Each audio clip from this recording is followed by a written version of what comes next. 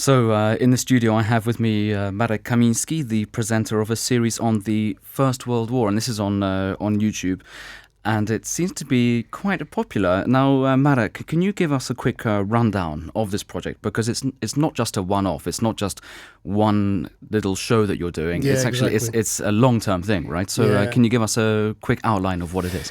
Well, basically, the undertaking, as you mentioned, it's pretty big thing. First of all, it's being produced in three parallel language versions simultaneously.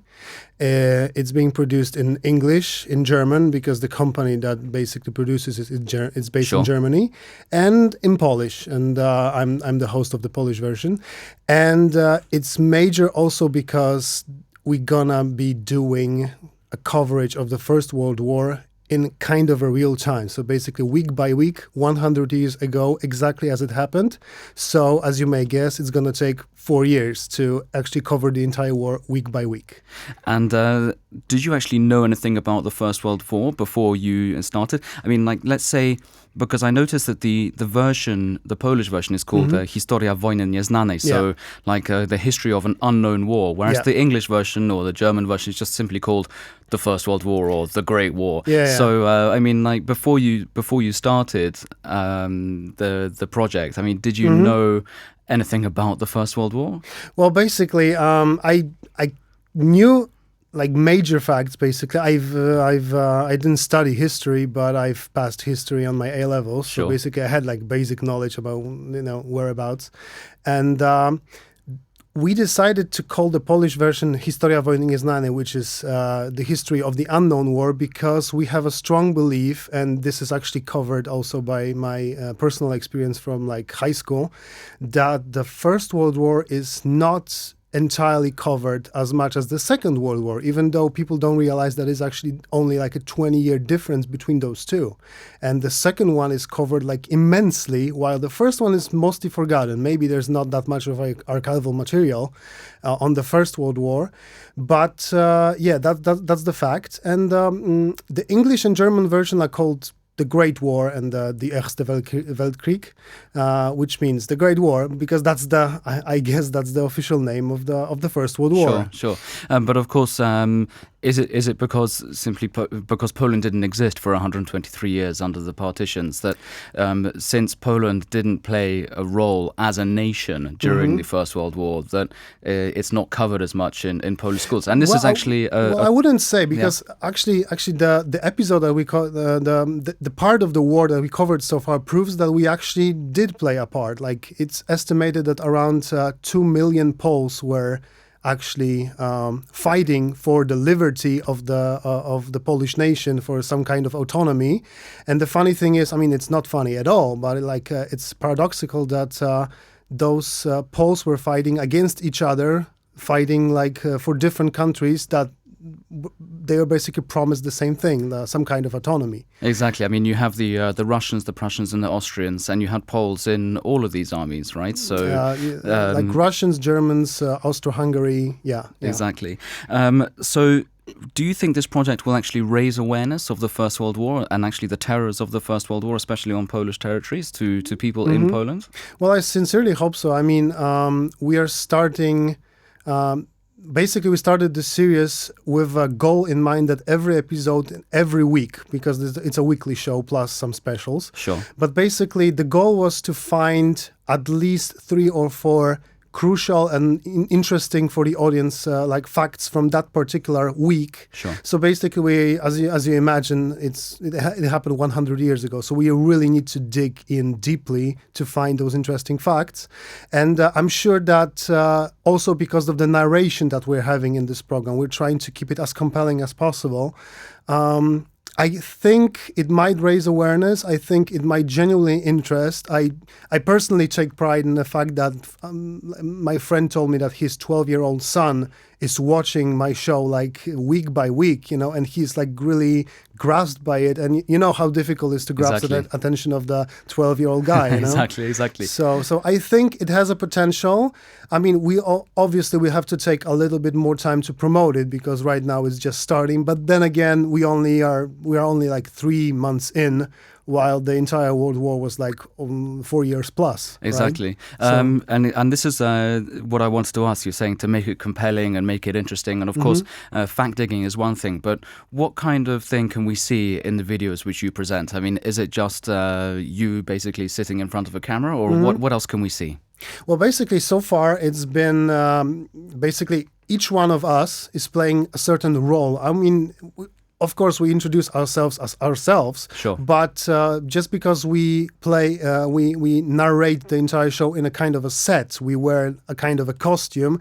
I would say that the concept is like you have this intellectual person from the 20s, like few years after the war, and he's telling as if it happened like a decade ago, basically, even though obviously it didn't. But I think...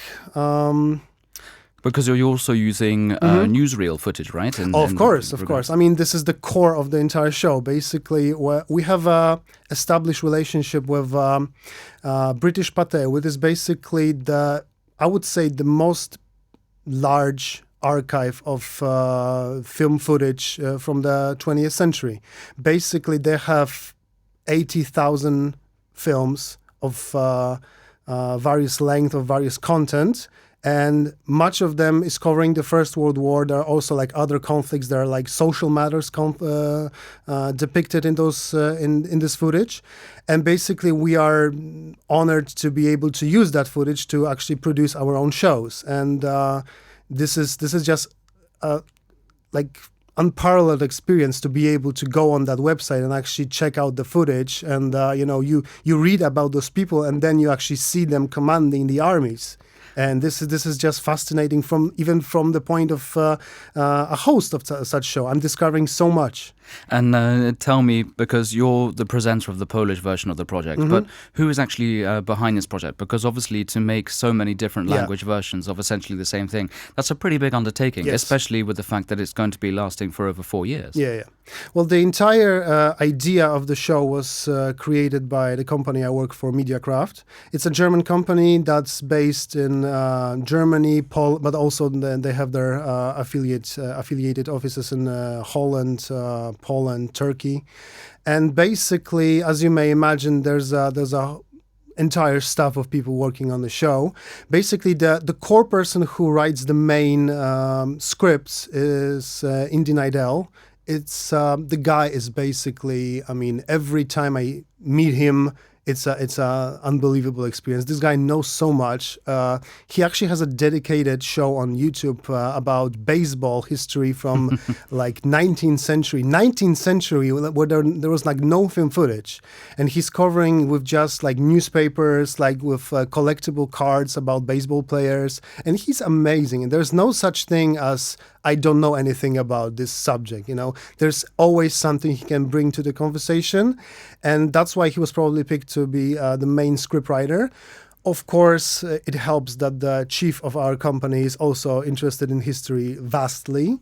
And apart from those two central figures, there are many people like me, for instance. I'm responsible for translating the entire show into Polish, localizing it. Also, I'm doing a lot of work when it comes to fact-checking, as I said, I mean, localizing, making it also profile to Polish audience. Because, I mean, there are some, I would say like 10 to 15% differences between the language versions, so that we actually make it a little bit more compelling towards the local audiences. But I would like to stress one thing: we're not changing the facts. So if there's something uncomfortable for the Germans, which obviously there will be,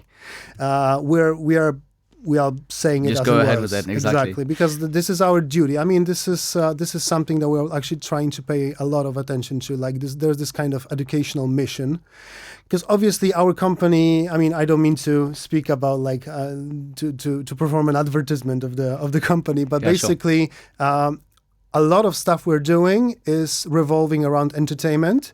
But this is something completely different, and we're trying to really embrace that mission to bring like educate young people, and to basically raise awareness about history, because we feel that's important. Tell me, if you're doing an episode once a week and speaking, you're just saying that there's a whole army of staff behind the program. like, can you give us a quick run through of what this week looked like? So when do you get the script? When do you go into the studio? How long does it take to actually prepare? I mean, how long are these episodes last? I mean, so I've got I kind of imagine that even you coming here is kind of taking time away from you from the studio or like working on something, because it just sounds like such an enormous project. Well, basically, to tell you the truth, that was the initial idea, to do it like week by week, on week by week basis. But because we're doing 3 language versions at the same time, and we're launching all the episodes at the same time, it would be not possible to actually do it on that basis. So basically, we incorporated the workflow that's based on 1 month routine. So basically, every time I have to record something, I'm preparing for 4+ episodes for each session. Sure. Usually it's something around like 5-6 episodes, because we also have like special episodes. We're preparing a show when we answer our audience questions. For instance, we're preparing about like special episode about Red Baron, stuff like that. So basically, I usually get the scripts around week in advance, and then I'm totally drowned in work, because I'm fact checking, I'm translating, I'm making sure that everything is to the point, so that, because I know how this show is basically watched by people who want to know about history, but also about people who know a lot. They just want some kind of confirmation or a different spotlight on those facts. So basically, there's no chance you make a mistake, because they're gonna point it out immediately. Exactly. So that's why I'm paying so much attention to actually keep it consistent, keep it accurate. And then I just commence the recording session. I'm the host. There's one person who basically operates the camera. The second person who operates the prompter, because there's so much information that I'm actually, I have to be helped by the prompter. Basically, there's just no way I'm gonna be able to remember so much information. And there's a third person who directs it all. And once the recording is done, usually it's something around 4 hours of material. Wow. Do you get to pick your own costumes? No. But I actually, when I was told that I have to wear some kind of a costume, I was kind of skeptical. But then when they actually told me what's the concept of the entire program, I kind of dig it. So I think it's an interesting approach. And we were able to build a really nice looking set. I'm really proud that we actually can film in this kind of environment. And basically, once the recording is done, I'm creating a kind of a raw edit of every episode, because I'm also editing the Polish version, because, you really do have your work cut out, don't you? Yeah, I mean, this is obviously, the main reason why I do it personally is because I'm the only person in the entire Great War production crew that actually speaks Polish. So, Nice. so they will not be able to edit something in the language that they don't know, right? So basically, after I finish preparing the raw edit, I'm being given the finished version of the British episode, which is the episode that gets produced first. And then it's kind of like a master copy for all the other episodes.